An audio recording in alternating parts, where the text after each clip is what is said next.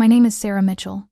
I am 36 years old, a major in the United States Army, and I was halfway through a combat deployment in Iraq when my husband decided to end our marriage with a single email. The subject line was blank. The message was brutal. It's over. The money's mine. The house is mine. Good luck over there. Attached was a photo of another woman lounging in my living room. My chest burned, but my face stayed calm. But what they didn't know was, before I continue, tell me where you're watching from.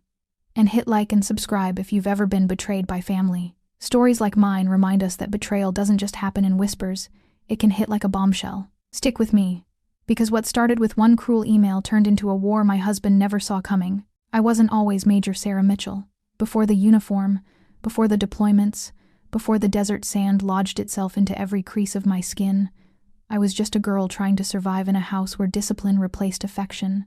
My father had been a Marine until the day a roadside bomb ended his career and eventually his life. My mother never recovered. She moved through the house like a shadow, her silence louder than any scream. I learned early that no one was coming to save me, so I saved myself.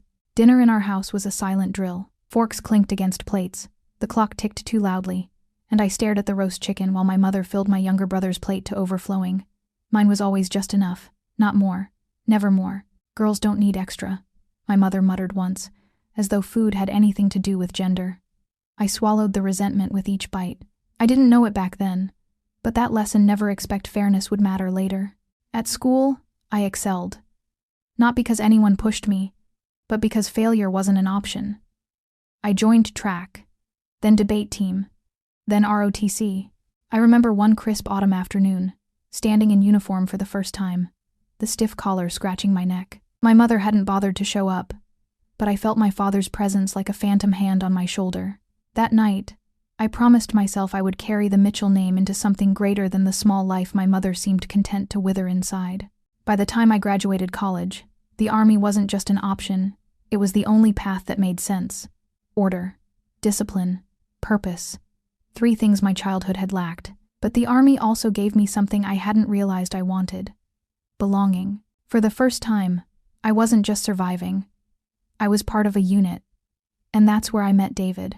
He wasn't a soldier. He worked at a sports bar outside Fort Campbell. Just another guy with a quick smile and a knack for making strangers laugh. I was 26, a newly minted lieutenant, rigid and serious. David was loose, charming, and disarming. When he leaned over the bar to hand me a drink, he grinned. "Careful, Lieutenant. One sip and you might actually smile." I should have known then that his confidence was built on sand. But in that moment, it felt like sunlight after years of gray skies. Our courtship was fast. Too fast, maybe. We went from casual dates to whispered promises in months. I was deploying to Iraq for the first time, and David stood in the airport with tears in his eyes, holding a homemade sign. "Come back to me." I thought it was love.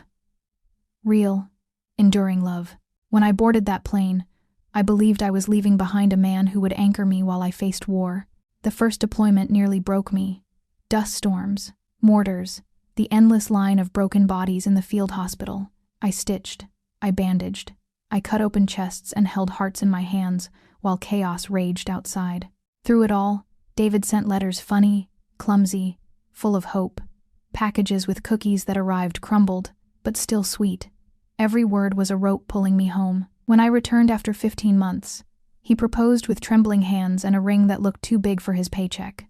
"Marry me," he said, "because I can't imagine life without you." My hands shook when I said yes. My friends warned me it was fast, but I believed in the image, the soldier and the man waiting at home, the fairy tale. For a while, it worked.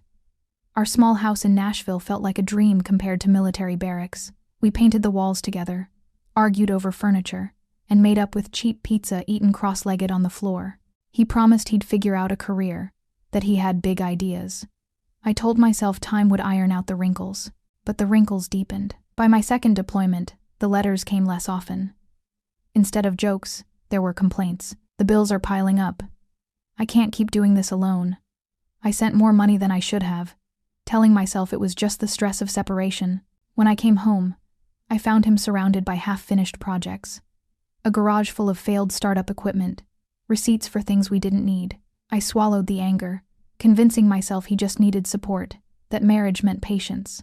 The third deployment, the one that ended everything, was different from the start. Weeks before I left, David pressed me to add his name to all our accounts. "It'll make things easier," he said, his tone too insistent. "You won't be able to manage bills from Iraq." I hesitated, remembering the way Colonel James O'Connor once leaned across his desk after a briefing. "Mitchell," he said, his voice low, "never trust distance to protect your assets.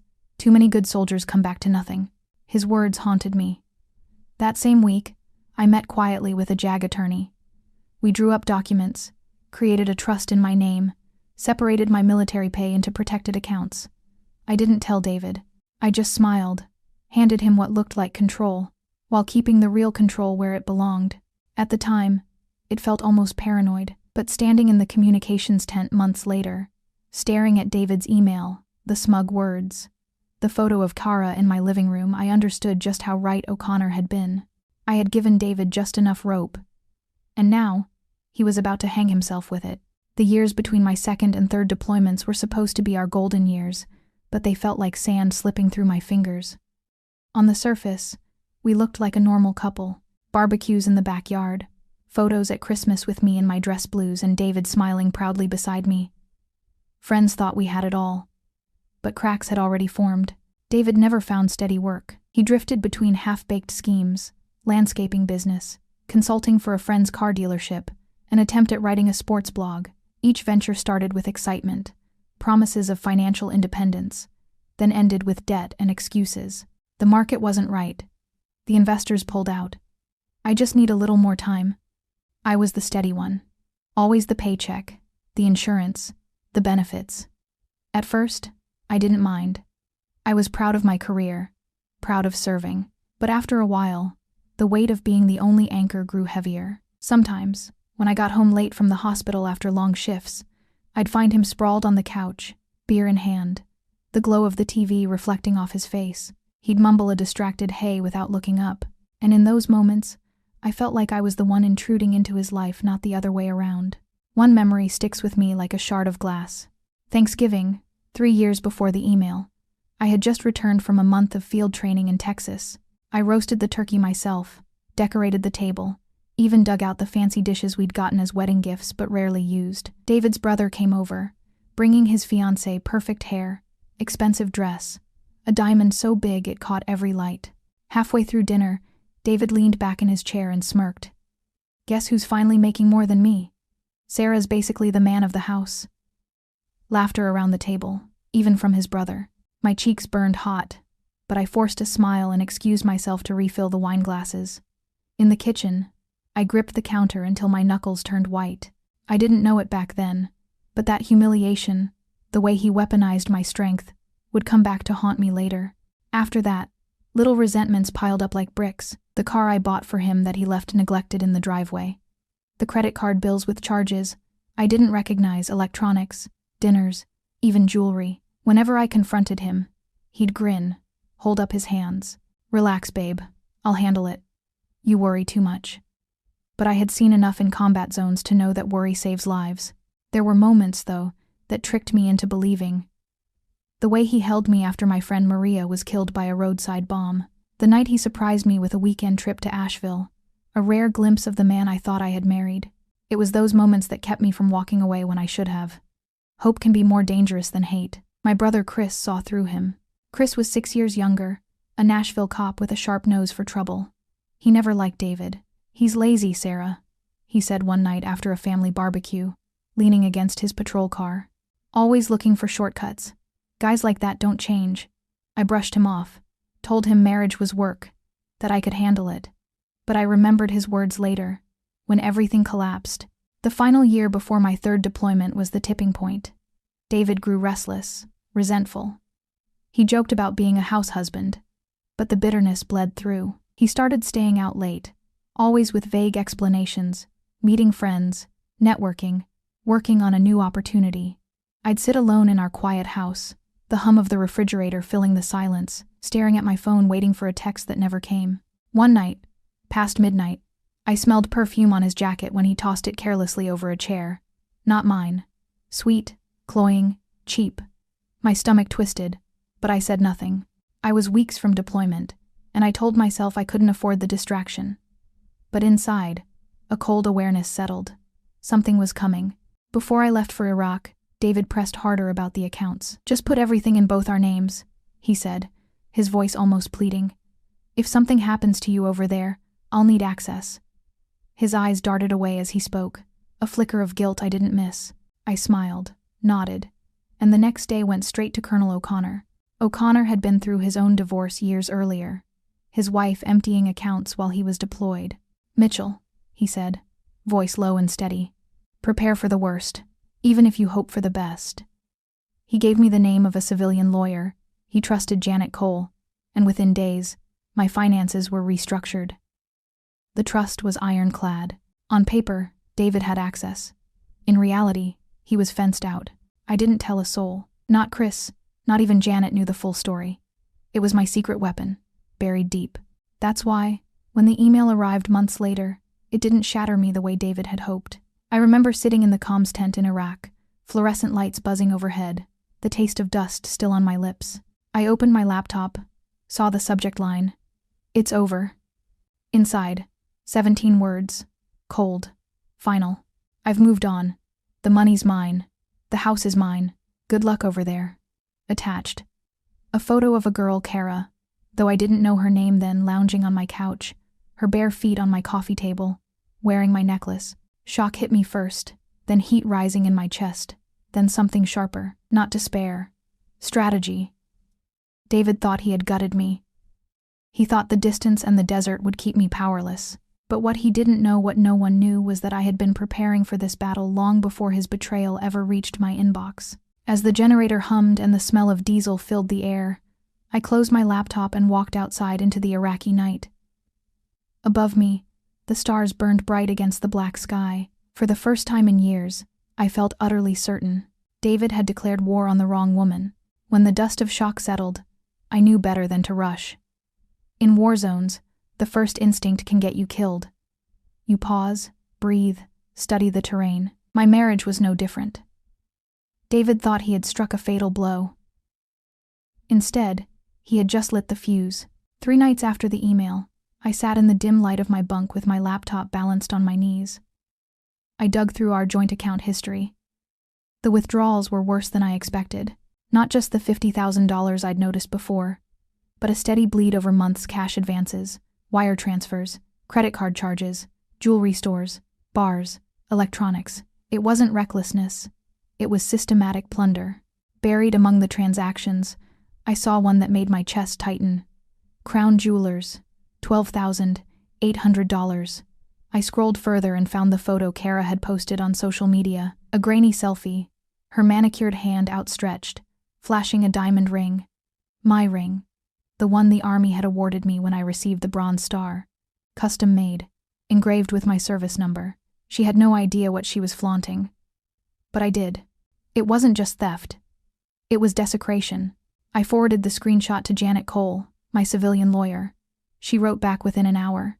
"Sarah, this is strong evidence of conversion of assets. Keep everything documented." Her calm professionalism steadied me, but my pulse hammered all the same. Chris entered the picture next, in his own quiet way.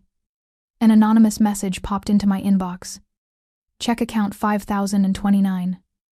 No name, no explanation, but I knew his style. My brother had always been a man of few words. I followed the breadcrumb and discovered another bank account, one I hadn't known existed, overflowing with debt David had racked up in my name. $40,000 in credit lines, all forged with my signature. The betrayal wasn't just financial anymore. It was identity theft. He hadn't just stolen my money. He had tried to become me on paper, and that made it federal territory. That night, I typed 6 words into the reply line of his original email. "Are you sure about that?" Then I hit send. Nothing more. No anger, no pleading, just a question that would burrow under his skin. The beauty of those 6 words was that they shifted the balance of power. He thought I was finished. Instead, I had declared myself still in the game. Days later, one of my fellow soldiers shoved his phone at me in the mess tent. "Hey Major, isn't this your husband?" On the screen was a shaky video, clearly recorded at a Nashville bar. David leaned against the counter, whiskey in hand, bragging to anyone who would listen. "My wife's overseas, serving Uncle Sam. And I'm the one finally living it up. Got myself a new business, new woman, new house. She won't see it coming. Laughter erupted around him. The humiliation hit harder than mortar fire. He wasn't just betraying me in private. He was performing it, flaunting it, trying to humiliate me across state lines. But in his arrogance, he handed me another weapon. Every word was evidence, every boast a nail in his own coffin. I sent the video to Janet.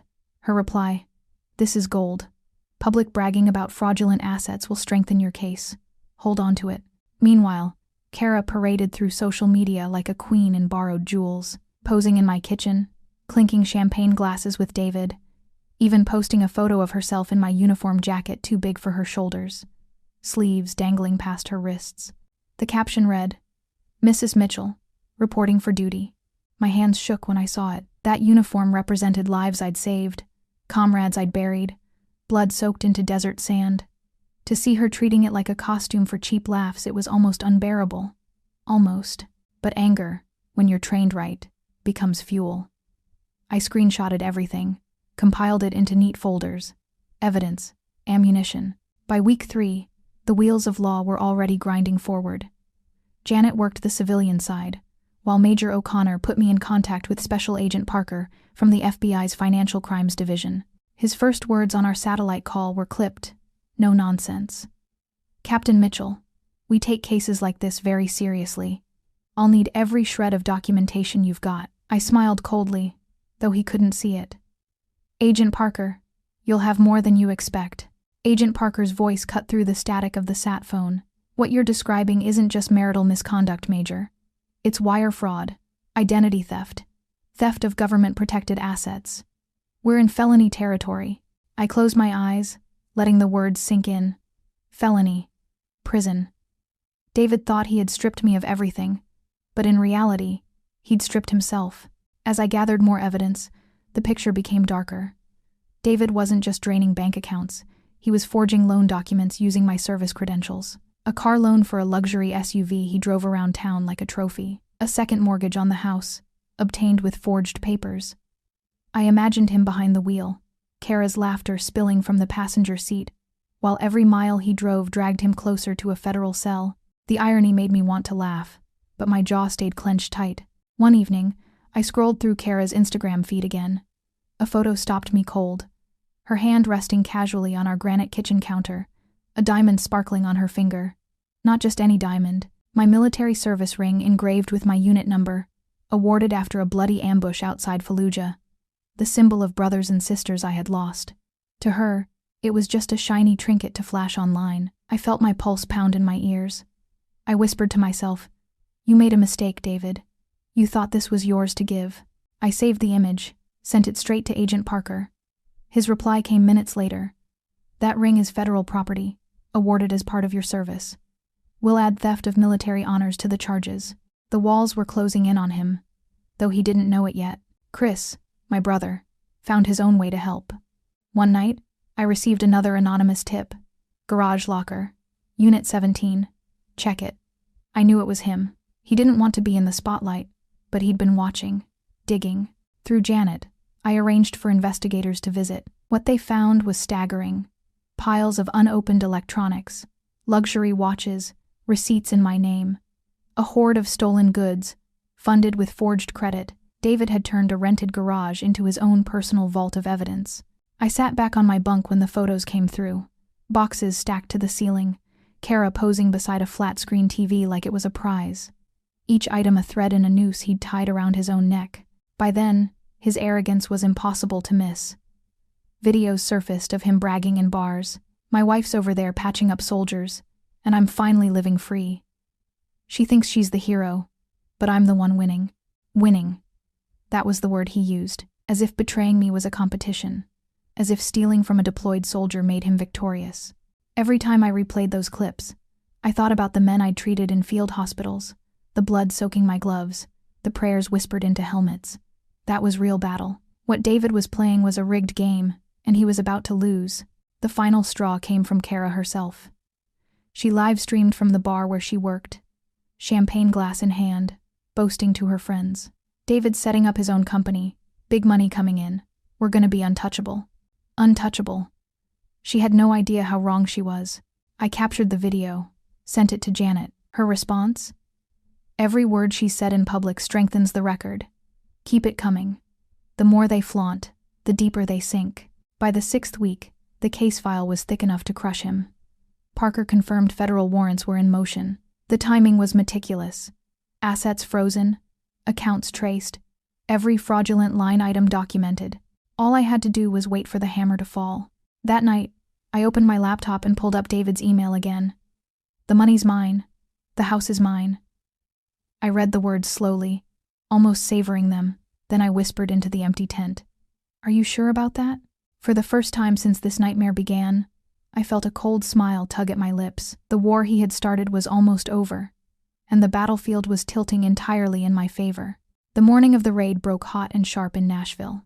Dawn light stretched long shadows across the quiet suburban street, neighbors still tucked in bed, unaware that history was about to be made just beyond their picket fences. I wasn't there in person, but I could see it all through the words of those who called me, the photos sent to my sat phone, the vivid retellings from my brother Chris. In Iraq, the desert sun hadn't yet risen, but my heart pounded as though I were on that street myself. At 6 a.m., the knock came 3 short raps that carried the weight of law. Inside, David must have stumbled toward the door, groggy, confident in his kingdom of lies. Kara answered instead, still in a silk robe, her hair a tangled halo of sleep. When she opened the door, the sight that greeted her was a wall of authority. FBI agents in navy jackets, badges gleaming in the early light, flanked by local officers in uniform. Behind them, the unmistakable figure of Special Agent Parker, expression carved from stone. David Mitchell, Parker called out, his voice cutting through the cool air. We have a federal warrant for your arrest. David appeared in the hallway, barefoot, still in pajama pants. For a moment, Chris told me, he wore a smirk, the same one I had seen 1,000 times when he thought he was untouchable. But that smirk faltered when Parker stepped forward and began to read the charges. Wire fraud, identity theft, forgery, theft from a deployed service member, violation of the Service Members Civil Relief Act. Each word was a bullet, and by the end, David's face had drained to ash. Kara gasped, clutching the edge of the doorframe, as if she could steady herself against a storm she never saw coming. Wait, this is a mistake, David stammered. She's overseas. She can't, this isn't. But Parker silenced him with a single raised hand. Save it for court. The neighbors stirred as the commotion grew. Mrs. Evans from next door cracked open her blinds, catching sight of David being led out in handcuffs. Later, she'd tell me her heart nearly burst with shock and satisfaction all at once. Chris stood across the street, arms folded, watching silently as his brother-in-law was escorted down the driveway like any common criminal. Their new SUV gleamed in the morning sun, a car bought with my stolen name, and for a brief second, Parker laid his hand flat on the hood. Seized, he said simply. Inside the house, agents moved swiftly, cataloging evidence. Boxes of electronics, receipts, Kara's jewelry, all photographed and tagged. Kara protested weakly, her voice breaking. I didn't know anything about this. No one cared. She wasn't the target. She was just collateral. Another fool who believed David's lies. From thousands of miles away, I sat in the comms tent, the static hum of the sat phone pressed against my ear. Parker had insisted I be on the line. I heard his voice in real time. Major Mitchell, this is Special Agent Parker. I wanted you to know the arrest has been executed. Your husband is in custody. A silence fell around me, broken only by the faint clatter of soldiers moving outside. I closed my eyes. For weeks, I had pictured this moment David's shock, his arrogance dissolving into panic. Hearing it confirmed, knowing it was real, sent a wave of calm through me that no battlefield ever had. Copy that, I said, my voice steady. Thank you, Agent Parker. He paused. Then his tone softened, just slightly. Ma'am, I've seen a lot of cases, but the preparation you did, the foresight, you saved yourself, and you gave us one hell of a slam dunk. I didn't smile often in uniform, but in that moment, alone in the desert night while my comrades bustled past unaware, I allowed myself the smallest, coldest smile. Meanwhile, back in Nashville, David's voice cracked as they guided him into the back of a black SUV. This isn't over, he spat. She can't do this to me. But the truth was, I already had. The agents closed the door, and the locks clicked with finality. Kara stood barefoot on the porch, arms wrapped around herself, mascara streaking her cheeks. For once, no camera was pointed at her, no audience for her glittering charade. As the convoy pulled away, the neighborhood fell into hushed whispers, the kind that would ripple through town by noon. David Mitchell, arrested by the FBI. At that same hour, across the world, I stood at the edge of the desert, watching the horizon blush with sunrise. My fellow soldiers laughed over breakfast, oblivious to the personal war I had just won. The air was cool, the sand beneath my boots solid. I tilted my head back, staring at the streaks of gold unfurling across the sky. The battle was not finished. The court dates, the restitution, the long grind of justice lay ahead. But the tide had turned. The man who had once smirked at my discipline, who called me the man of the house like an insult, who thought distance made me powerless, was now in chains. And for the first time in years, I breathed deeply, freely. The war he started was ending, and I was the last one standing. The night after the raid, I sat alone in my quarters, staring at the glow of my laptop screen. The emails had been pouring in, updates from Janet, reports from Agent Parker, even a short note from Chris. It's done. He's out of your house for good. I reread David's first email one last time. The money's mine. The house is mine. I let the words sit there on the screen, hollow now, stripped of their power. He believed those words once, just as he believed distance would silence me, and arrogance would shield him.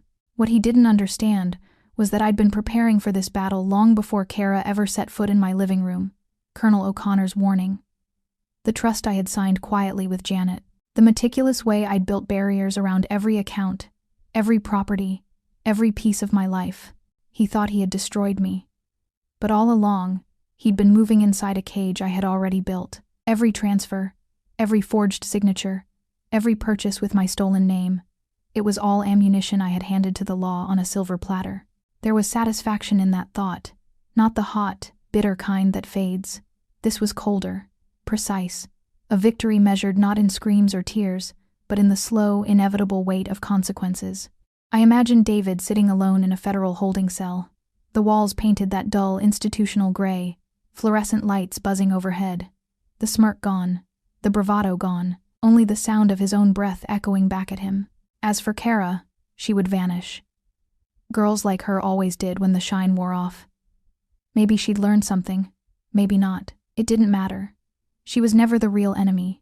She was just a shadow in the play. The real story was this. He underestimated the wrong woman. And here's the truth that I carried with me as I zipped up my pack and prepared for another day in the desert. They thought betrayal had weakened me. What they didn't know was that betrayal had sharpened me into a weapon. They handed me everything I needed to end them. And I wasn't finished yet. If you've ever felt like the outsider in your own family, hit subscribe right now. My story proves that silence isn't weakness, it's strategy. Maybe you've been betrayed, maybe you've been underestimated, but trust me, there's power in patience and preparation. Share this video if you know someone who needs to hear it. And don't forget to comment below. I want to know where you're watching from. Because this story isn't over. Not for me. Not for anyone who's ever had to fight their own private war at home.